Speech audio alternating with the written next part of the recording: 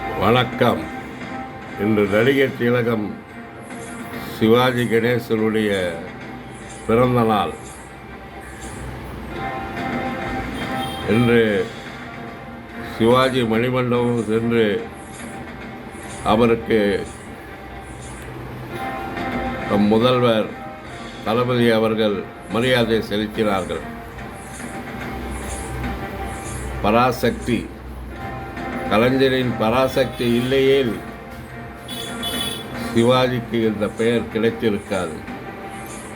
பராசக்தியின் உண்மையான பெயர் தூக்குமேடை. அப்படி பெயரிட்ட போது அன்றைய காலத்து அரசு சென்சார் போர்டு அந்த பெயரை ஏற்றுக்கொள்ளவில்லை. அதனால் கடவுளின் பெயரால் படம் வெளியிடலாம் என்று அப்படி பெயரிடப்பட்டது தான் பராசக்தி.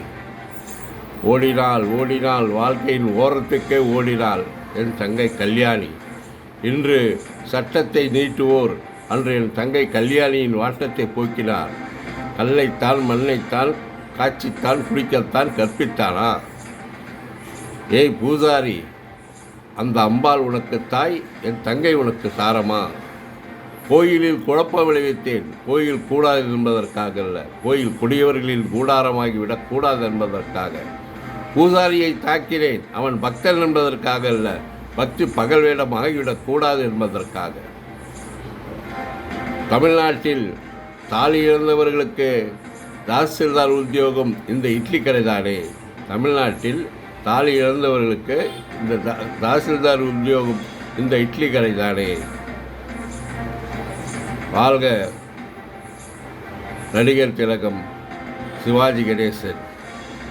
சிவாஜி கணேசன் அவர்களை நினைக்கும் போது நம் தானை தலைவர் கலைஞரை கண்டிப்பாக மறக்க முடியாது.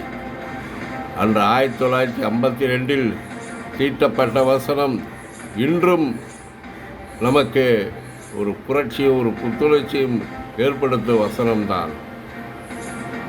கலைஞர் இல்லையேல் சிவாஜி இல்லை. வாழ்க கலைஞர், வாழ்க நடிகர் திலகம். என்றும் உங்கள் பிரேம், ஆர்கே நகர். நன்றி, வணக்கம்.